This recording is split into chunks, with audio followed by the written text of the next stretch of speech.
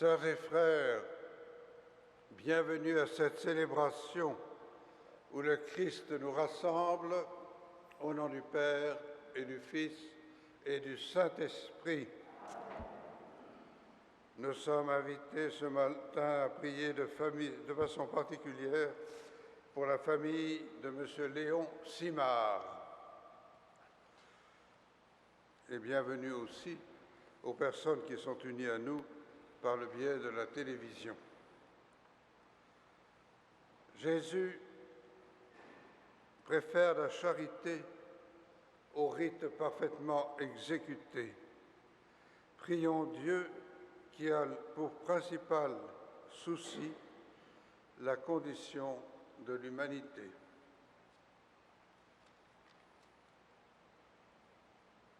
Seigneur Jésus, envoyé par le Père pour guérir et sauver les hommes, prends pitié de nous. Ô Christ, venu dans le monde, appeler tous les pécheurs, prends pitié de nous.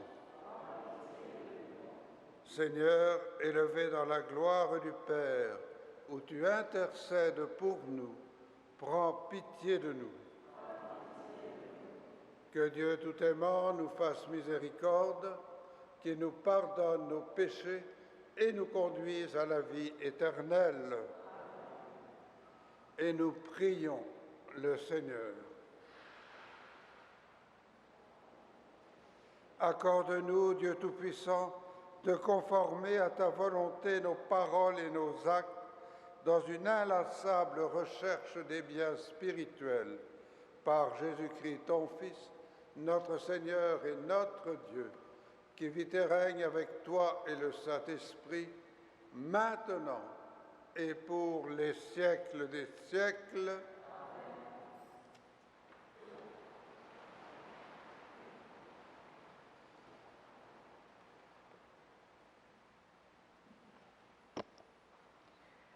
Lecture du livre d'Isaïe. En ce temps-là, le roi Ézéchias souffrait d'une maladie mortelle. Le prophète Isaïe vint lui dire « Ainsi parle le Seigneur. Prends des dispositions pour ta maison, car tu vas mourir, tu ne guériras pas. » Ézéchias se tourna vers le mur et fit cette prière au Seigneur. « Ah Seigneur, souviens-toi, j'ai marché en ta présence, le cœur fidèle et sans partage, et j'ai fait ce qui est bien à tes yeux. » Puis le roi Ézéchias fondit en larmes. La parole du Seigneur fut adressée à Isaïe. « Va dire à Ézéchias, ainsi parle le Seigneur, Dieu de David, ton ancêtre. J'ai entendu ta prière, j'ai vu tes larmes. Je vais ajouter 15 années à ta vie. Je te délivrerai, toi et cette ville, de la main du roi d'Assyrie. Je protégerai cette ville. Voici le signe que le Seigneur te donne pour montrer qu'il accomplira sa promesse. Je vais faire reculer de 10 degrés l'ombre qui est déjà descendue sur le cadran solaire d'Akaz. Et le soleil remonta sur le cadran 10 degrés qu'il avait déjà descendu. Parole du Seigneur.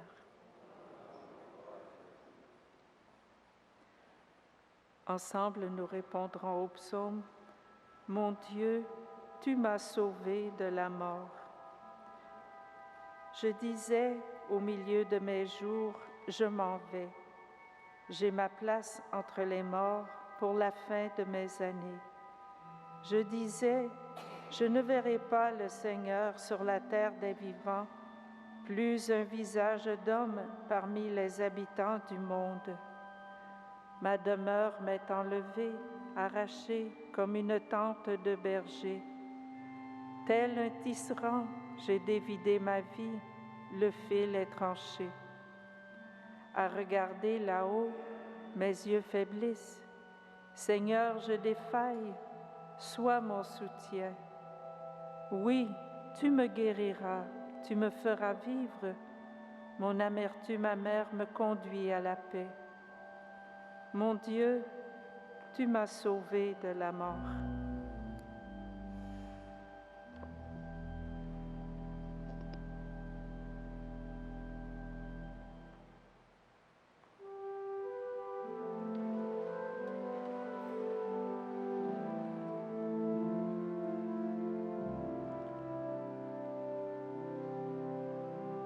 Alléluia, Alléluia,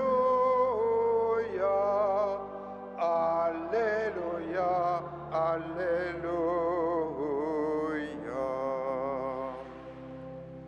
Dieu, tu couronnes de gloire le Fils de l'homme, tu l'établis sur l'œuvre de tes mains, tu mets toutes choses à ses pieds. Alléluia, Alléluia, Alléluia, Alléluia.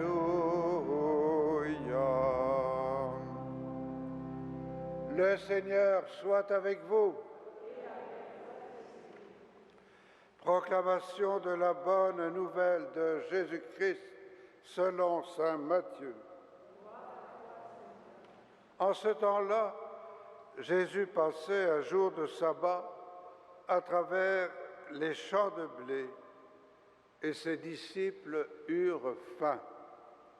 Ils se mirent à arracher des épis et à les manger. En voyant cela, les pharisiens lui dirent : « Voilà que tes disciples font ce qui n'est pas permis le jour du sabbat. » Jésus leur répondit : « N'avez-vous pas lu ce que fit David quand il eut faim, ainsi que ses compagnons ? Il entra dans la maison de Dieu et ils mangèrent les pains de l'offrande. Or cela n'était permis ni à lui ni à ses compagnons, mais aux prêtres seuls. Ou bien encore, n'avez-vous pas lu dans la loi que le jour du sabbat, les prêtres dans le temple manquent au repos du sabbat sans commettre aucune faute ? Or, je vous le dis, il y a ici plus grand que le temple.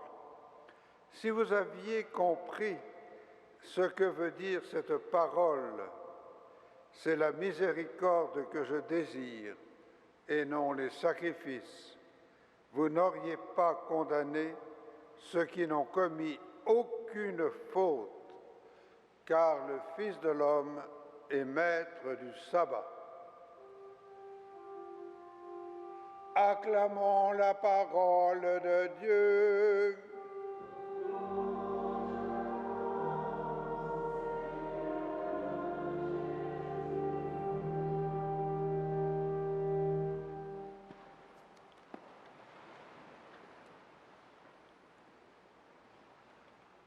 Les premières filles de Saint Vincent de Paul avaient un problème. Très souvent, à cause du soin des malades à domicile, elles ne pouvaient pas aller à la chapelle pour prier, et même des fois pour la messe. Et elles étaient obligées de sortir dans les rues.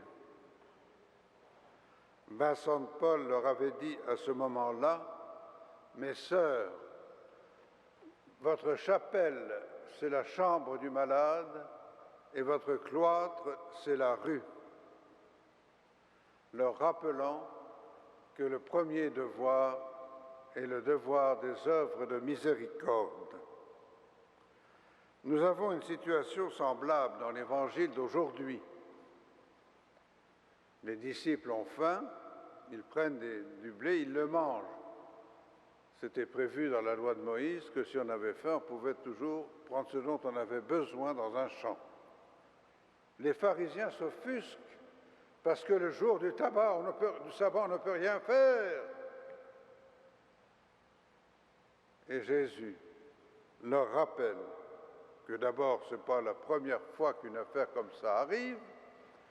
Deuxièmement, cette phrase d'Isaïe, c'est la miséricorde que je désire et non les sacrifices. Sacrifice, s'entendant ici pour les sacrifices rituels au temple. La première loi, nous avons besoin de nous le faire redire souvent pour tout chrétien. C'est la loi de l'amour de Dieu et des frères. Et elle prime sur tout. Vous savez,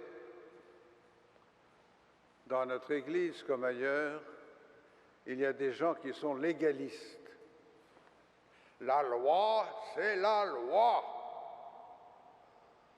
Et vous vous faites pointer du doigt parce que, au nom de la charité, vous n'avez pas respecté exactement la loi. Ces gens-là oublient que dans l'Église de Dieu, la première loi, c'est la charité et que le reste est subordonné. Nous avons toujours un devoir d'amour et de charité avant toute loi. Si vous avez quelqu'un de chez vous qui est très malade et que ça prend une surveillance, le dimanche matin, votre devoir, c'est de rester auprès du malade. Ça vaut 100 messes. Car auprès du malade, vous prenez soin du Christ souffrant. Ce que vous faites à ces plus petits d'entre les miens, nous a-t-il dit, c'est à moi que vous le faites. Alors, durant cette Eucharistie, demandons à Dieu la grâce de ne pas être des légalistes comme les pharisiens, mais de toujours avoir en tête la priorité de la loi de l'amour de Dieu, de la priorité de la charité. Amen.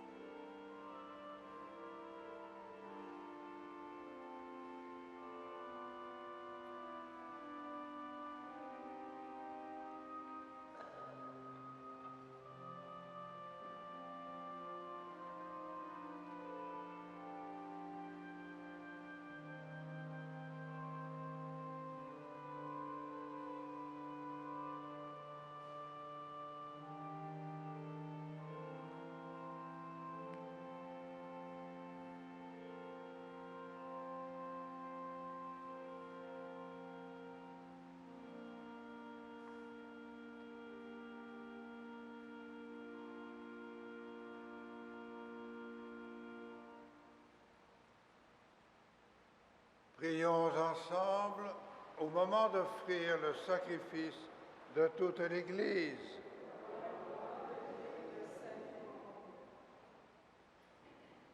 En célébrant avec respect tes mystères, Seigneur, nous te supplions humblement que les dons offerts pour te glorifier servent à notre salut. Par Jésus-Christ, ton Fils, notre Seigneur et notre Dieu, qui vit et règne avec toi et le Saint-Esprit, maintenant et pour les siècles des siècles.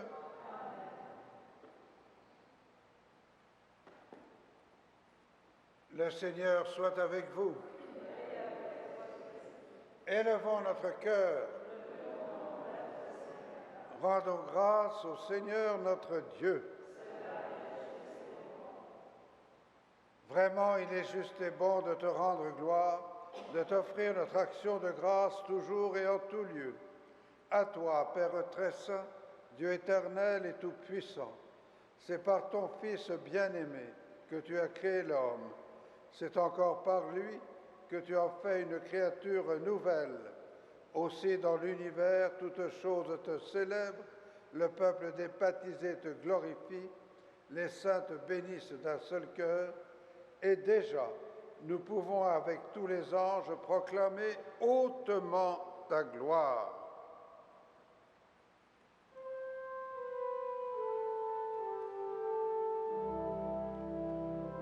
Saint, Saint, Saint, le Seigneur, Dieu de l'univers, le ciel et la terre sont remplis de ta gloire. Hosanna au plus haut des cieux. Béni soit celui qui vient au nom du Seigneur. Hosanna au plus haut des cieux.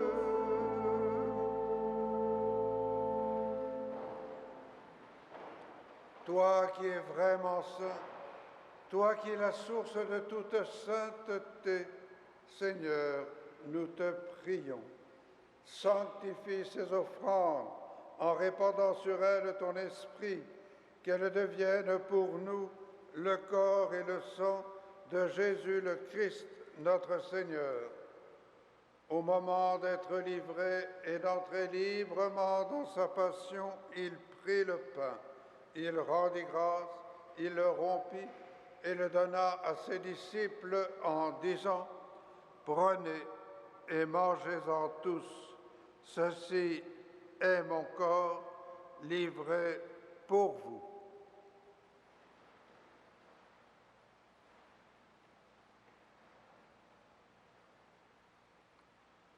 De même, à la fin du repas, il prit la coupe. De nouveau, il rendit grâce et la donna à ses disciples en disant: Prenez et buvez-en tous, car ceci est la coupe de mon sang, le sang de l'alliance nouvelle et éternelle, qui sera versé pour vous et pour la multitude en rémission des péchés. Vous ferez cela en mémoire de moi.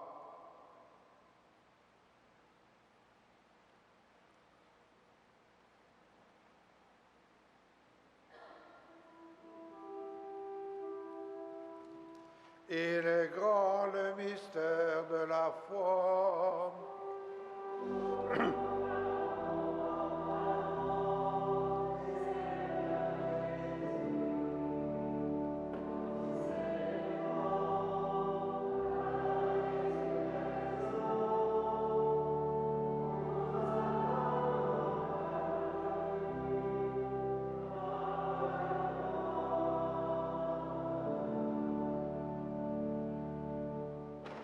Faisant ici mémoire de la mort et de la résurrection de ton Fils, nous t'offrons, Seigneur, le pain de la vie et la coupe du salut, et nous te rendons grâce, car tu nous as choisis pour servir en ta présence. Humblement, nous te demandons qu'en ayant part au corps et au sang du Christ, nous soyons rassemblés par l'Esprit Saint en un seul corps. Souviens-toi, Seigneur, de ton Église répandue à travers le monde. Fais-la grandir dans ta charité avec le pape Benoît, notre évêque Christian et tous ceux qui ont la charge de ton peuple. Souviens-toi aussi de nos frères et de nos sœurs qui se sont endormis dans l'espérance de la résurrection et de toutes les personnes qui ont quitté cette vie. Reçois-les dans ta lumière auprès de toi. Sur nous tous, enfin, nous implorons ta bonté.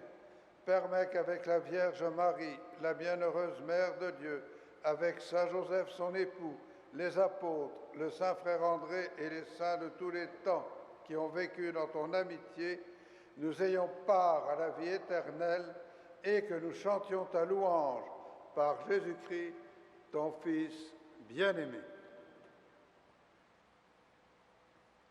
Par lui, avec lui et en lui, à toi, Dieu le Père Tout-Puissant, dans l'unité du Saint-Esprit, tout honneur et toute gloire pour les siècles des siècles.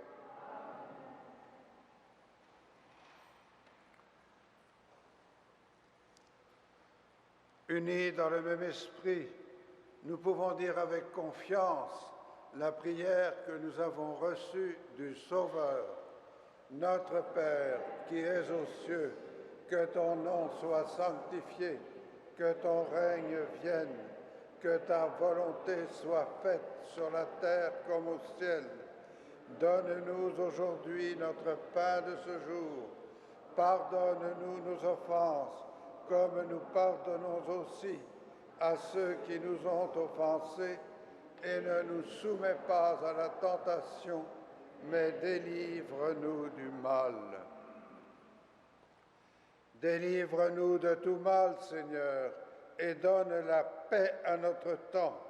Par ta miséricorde, libère-nous du péché, rassure-nous devant les épreuves, en cette vie où nous espérons le bonheur que tu promets et l'avènement de Jésus-Christ, notre Sauveur.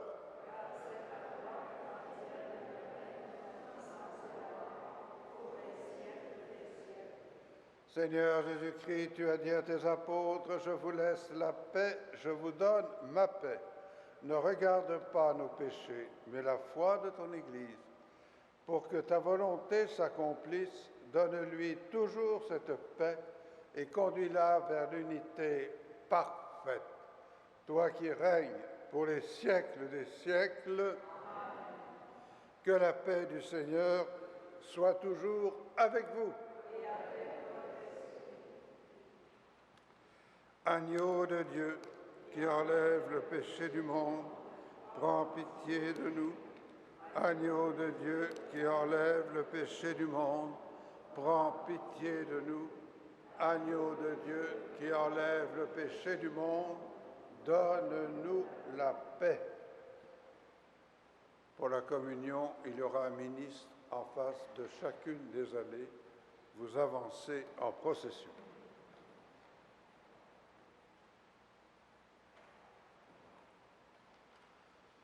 Heureux les invités au repas du Seigneur.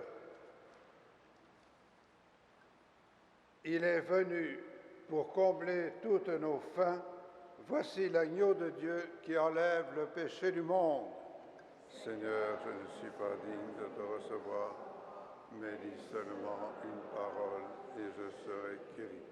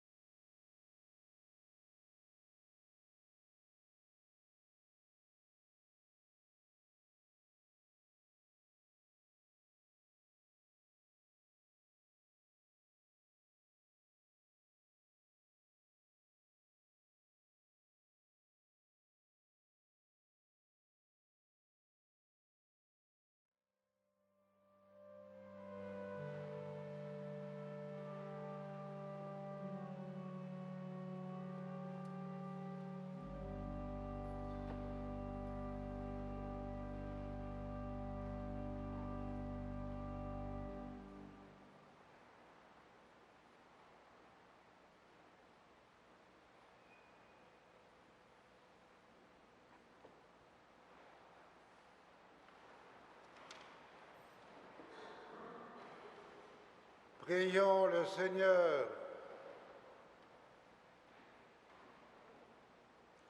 Nous t'en prions, Dieu Tout-Puissant, donne-nous de recueillir tous les fruits du salut dont ces mystères sont déjà la promesse et le gage. Par Jésus-Christ, ton Fils, notre Seigneur et notre Dieu, qui vit et règne avec toi et le Saint-Esprit, maintenant et pour les siècles des siècles. Le Seigneur soit avec vous. Que Dieu Tout-Puissant vous bénisse, le Père, le Fils et le Saint-Esprit. N'oublions pas ce que Dieu a dit, c'est la miséricorde que je préfère plutôt que les sacrifices. Allez dans la joie et dans la paix du Christ.